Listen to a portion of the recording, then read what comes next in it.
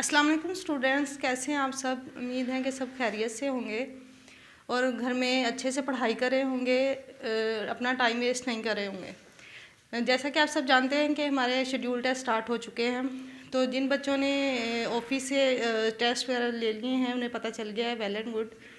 और अगर किसी को नहीं पता चला है और उन्हें नहीं पता कि हमारे टेस्ट जो हैं वो स्टार्ट हो चुके हैं, तो वो ऑफिस में रब्ता करें और टेस्ट देना स्टार्ट करें।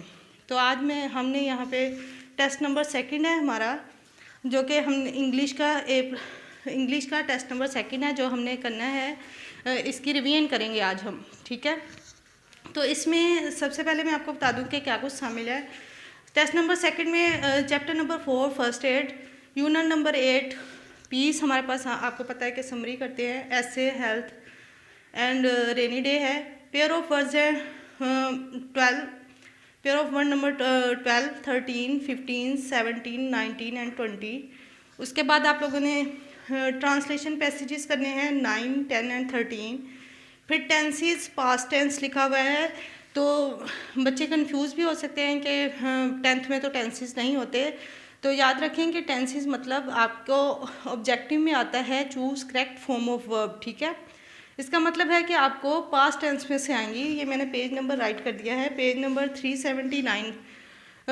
कुछ बच्चों के पास ओल्ड एडिशन है, ओल्ड एडिशन पे मेरे ख्याल में ये पेज नंबर 379 है। न्यू बुक्स पे 1-2 पेज आगे पीछे होंगे, चेंज होगा, तो आप लोगों ने ये देख लेना है, ठीक है। ये ऑब्जेक्टिव में आएगा, आपको पास्ट टेंस यानी कि choose correct form of verb आता है, ठीक है। उसके बाद नरेशन है, पर हमारे पास इंटेरोगेटिव नरेशन आएगी, ठीक है। तो सबसे पहले हम जो है unit number 4 first add discuss कर लेते हैं। इसमें आपको ट्रांसलेशन करवाई गई है जो आपने अच्छे से करनी है, फुल चैप्टर तैयार करना है। उसके बाद ग्लोसरी पे आ जाते हैं। ग्लोसरी वर्ड्स मीनिंग होते हैं, सिनोनिम्स करने होते हैं आपने। ये भी आपको ऑब्जेक्टिव में आएगा, आपने चूज़ करेक्ट मीनिंग पे टिक करना है, ठीक है।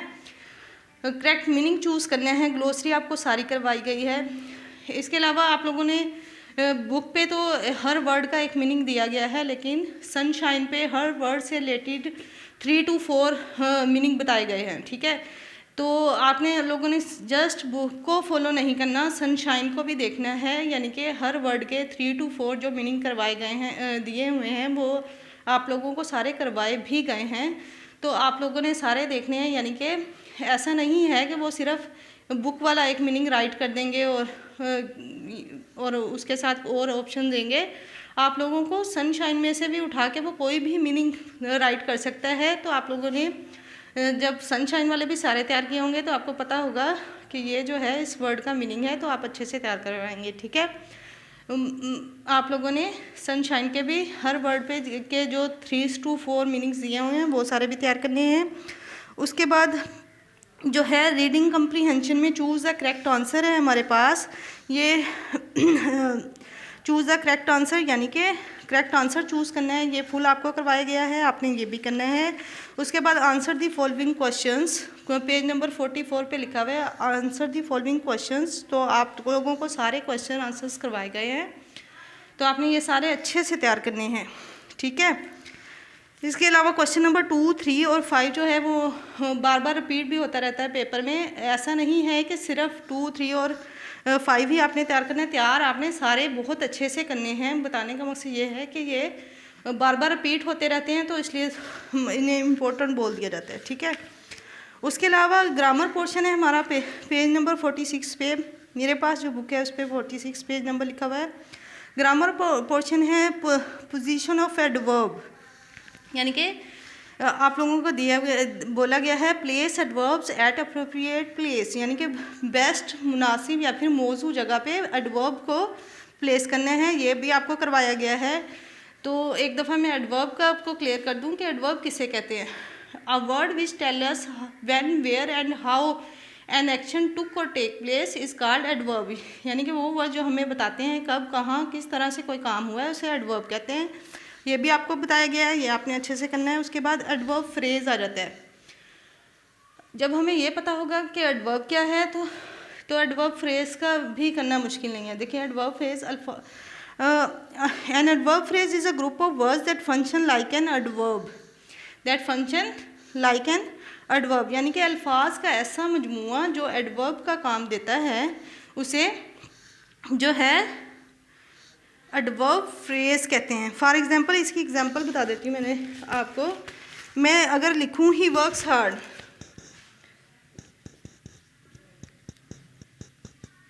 He works hard, he works hard लिखा है तो हार्ड जो है ये एडवर्ब है,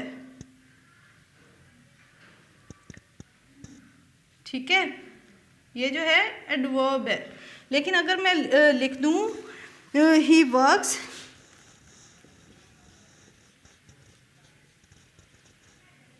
डे एंड नाइट,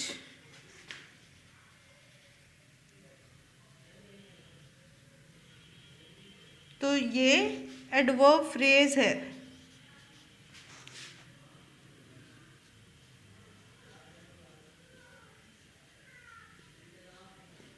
ठीक है।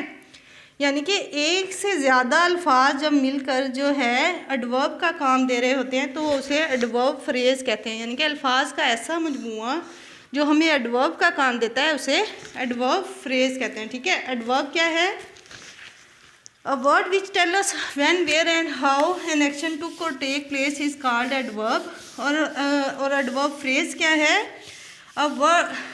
A group of words which work like an adverb is called adverb phrase, ठीक है। An adverb phrase is a group of words that function like an adverb, ठीक है। अल्फाज का ऐसा मजमूआ जो एडवर्ब हमें एडवर्ब का काम देता है उसे एडवर्ब फ्रेज कराते हैं। इससे रिलेटेड फुल एक्सरसाइज आपको करवाई गई है, वो आपने करना है। फिर पेज नंबर 47 पे है जेरन एंड इन्फिनिटिव। अब जेरन क्या है बच्चों, आप सबको बताया गया है जेरन क्या है। जेरन यानी कि वर्ब की फर्स्ट फॉर्म के साथ जब आईएनजी लगा दिया जाता है तो उसे जो है जेरन कहा जाता है। लेकिन बच्चों को फिर कन्फ्यूजन होती है कि वर्ब की फर्स्ट फॉर्म के साथ आईएनजी लगाने से हमारा फोर्थ फॉर्म भी तो बनती है ना, जिसे हम प्रेजेंट पार्टिसिपल भी कहते हैं, ठीक है। लेकिन जेरन और प्रेजेंट पार्टिसिपल में डिफरेंस कैसे करना है कि जब हमारी आईएनजी फॉर्म यानी कि हमारी एनिंग फॉर्म जो है एज अ नाउन यूज़ होती है तब उसे जेरन कहते हैं। जैसे कि मैं बोल दूँ teaching is my profession, teaching, देखें यहाँ पे teaching as a noun use हो रहा है, तो जब हमारी ING form as a noun use हो रही है तो वो हमें जेरन का काम दे रही है तब उसे जेरन कहते हैं, ठीक है। उसके बाद इन्फिनिटिव क्या है? इन्फिनिटिव जब वर्ब की फर्स्ट फॉर्म के साथ टू लगता है तो वो इन्फिनिटिव बन जाता है, ठीक है। वर्ब की फर्स्ट फॉर्म से पहले अगर टू आ जाए, वर्ब की फर्स्ट फॉर्म से पहले अगर टू आ जाए तो वो इन्फिनिटिव बन जाता है, ठीक है। अब ये भी आपको बताया, जैसे मैं लिखूँ I love to walk, she wants to cook, तो फर्स्ट फॉर्म से पहले अगर टू आ जाए तो वो इन्फिनिटिव बन जाता है, वो हमें इन्फिनिटिव का काम देता है। इससे रिलेटेड आपके पास है complete the following sentences with infinitive or gerund whichever is appropriate, यानी कि बेस्ट आपने लगाना है इन्फिनिटिव और जेरन। ये एक्सरसाइज आपको फुल करवाई गई है और ये ऑब्जेक्टिव में आएगी, ठीक है। फिर आप लोगों के पास नेक्स्ट है इन identify gerund and infinitive in the following sentences, page number 48 पे। तो ये मोस्ट इम्पॉर्टेंट पार्ट है, इससे रिलेटेड इसमें से ज़रूर क्वेश्चन आते हैं पेपर में, तो ये आपने अच्छे से करना है। फिर नेक्स्ट है हमारे पास change the following sentence into the passive voice subject in the passive voice sentences में बी स्क्रिप्ट। तो ये दिया गया है, ये आपको वैसे करवाया गया है, लेकिन 10th क्लास में जो है एक्टिवाइज पैसिवाइज नहीं आते, लेकिन ये आपने कर लेना है, मे बी ऑब्जेक्टिव में कोई आ जाए, ठीक है। फिर ये हमारा जो था चैप्टर नंबर 4 जो कि हमारा कंप्लीट हो गया है। इसके बाद हमने चैप्टर नंबर 8 को डिस्कस करना है। यूनिट नंबर 8 पीस, यानी कि समरी है हमारे पास। तो हमें पता है कि पीस जो है अमन, सुकून, तो हमने जो है इसकी समरी करनी है। समरी का आपको पैटर्न बताया गया है कि फ़र्स्ट ऑफ ऑल आपने पोइम नेम राइट करना है, फिर पोइट नेम राइट करना है, उसके बाद आपने जो है थीम राइट करना है और फिर समरी राइट करनी है, ठीक है।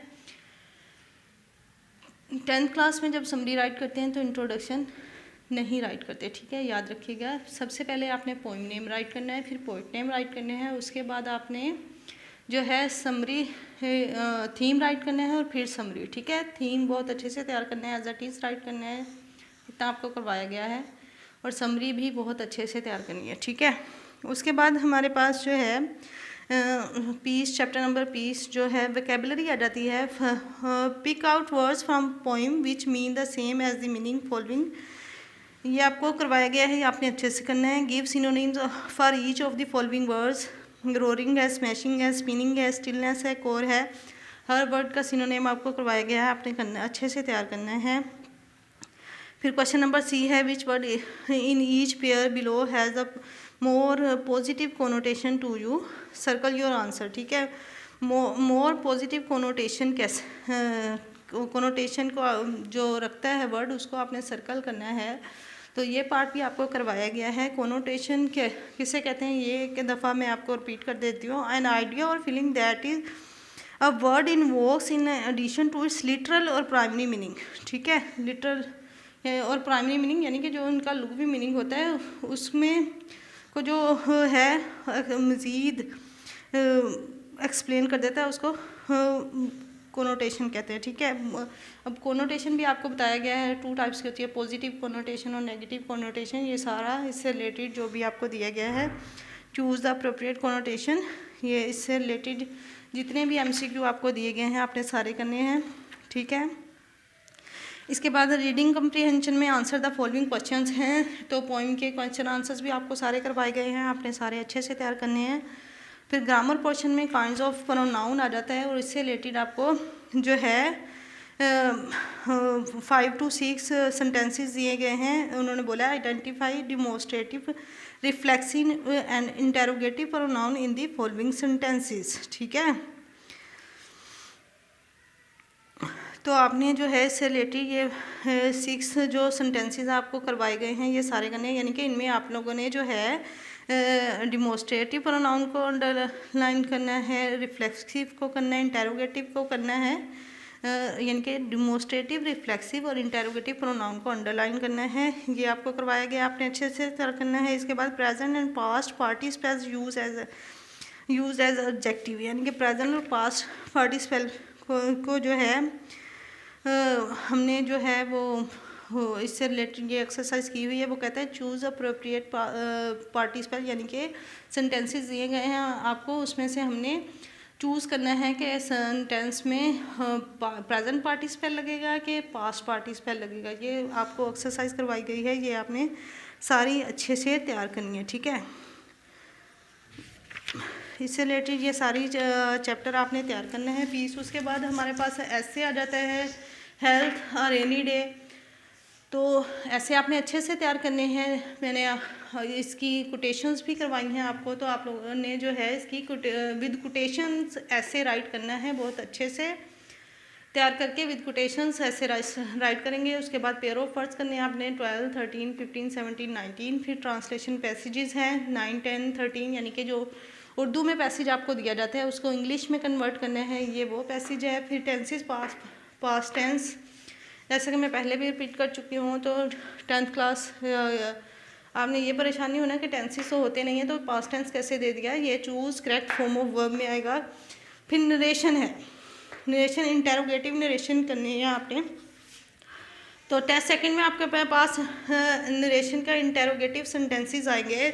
आपको सारी नरेशन कराई गई है, आपको सारे रूल्स बताए गए हैं। तो थोड़ा सा मैं इंटेरोगेटिव नरेशन का बता दूं कि हमें पता है कि इंटेरोगेटिव सेंटेंसेस को जब हमने डायरेक्ट स्पीच को इनडायरेक्ट स्पीच में चेंज करते हैं, तो बाहर वाला वर्ब जो है हमारा, बाहर वाला वर्ब जो है वो आस में चेंज होता है, ठीक है। बाहर वाला वर्ब जो है आस में चेंज होता है। कोमास को हटा के हम इफ़ या वेदर लगाते हैं। तो मैं रिपीट करती चलूँ कि इफ़ या वेदर कहाँ लगना है, हमने पढ़ा है, आपको बताया गया है कि जब हमारा कोमास के अंदर वाला पार्ट हेल्पिंग वर्ब से स्टार्ट होगा। ये डू हमारा हेल्पिंग वर्ब है, यहाँ पे कोई भी हेल्पिंग वर्ब हो सकता है, इज़, एम, आर, वाज, वर, कोई भी। आपने ये याद रखना है, जब कोमास के अंदर वाला पार्ट जो है वो हेल्पिंग वर्ब से स्टार्ट होता है, तब हम जो है कोमास को हटा के इनडायरेक्ट स्पीच में इफ़ या वेदर लगाते हैं, ठीक है। और इंटेरोगेटिव में क्वेश्चन वर्ड भी कहाँ लगता है, क्वेश्चन वर्ड कहाँ लगता है कि जब आपने याद रखना है जब कोमास के अंदर वाला पार्ट हमारा क्वेश्चन वर्ड से स्टार्ट हो, हु वेयर व्हाट, कोई भी क्वेश्चन वर्ड आ सकता है, ठीक है। आपने ये याद रखना है जब कोमास के अंदर वाला पार्ट जो है वो हमारा क्वेश्चन वर्ड से स्टार्ट होगा, तब कोमास को हटा के इनडायरेक्ट स्पीच में इफ़ या वेदर नहीं लगाते, question word as it is आ जाता है, ठीक है। Question word as it is आ जाता है कहाँ पे, जब कोमास के अंदर वाला पार्ट हमारा हेल्पिंग वर्ब से स्टार्ट होगा।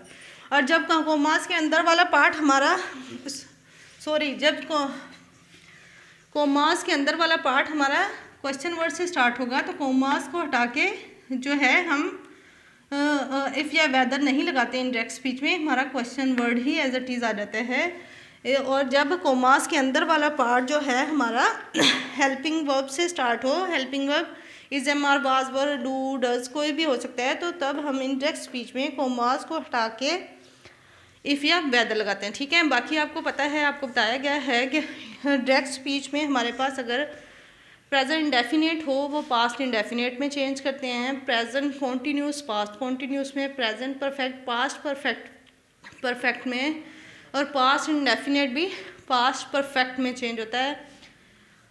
बिल्कुल हमारे वुड में चेंज होते हैं, कैन, कुड में, माइट में, सब कुछ बताया गया, सारे रूल्स आपको करवाए गए हैं। तो इंटेरोगेटिव के रूल्स भी एक दफ़ा मैंने रिपीट कर दिए हैं, तो आप लोगों ने अच्छे से लेक्चर देख लेना है। आपको कोई भी प्रॉब्लम हो, आप कुछ पूछना चाह रहे हो टेस्ट से रिलेटेड, तो आप सर को कॉल कर सकते हैं। सर को कॉल करके सर से रब्ता करें कि हमें टीचर से ये बात डिस्कस करनी है, आपका मैसेज हम तक पहुंच जाएगा। इंशाल्लाह हम आपकी हर प्रॉब्लम सॉल्व करने की कोशिश करेंगे। आई होप कि आप टेस्ट अच्छे से तैयार करके टेस्ट देंगे। अगेन मैं कहना चाहूँगी बहुत अच्छे से पढ़ाई करिएगा, बहुत अच्छे टेस्ट देने हैं आपने, बहुत अच्छे से पेपर्स की तैयारी करनी है। इंशाल्लाह अब नेक्स्ट लेक्चर में आपसे मुलाकात होगी। टेक केयर, अल्लाह हाफिज़।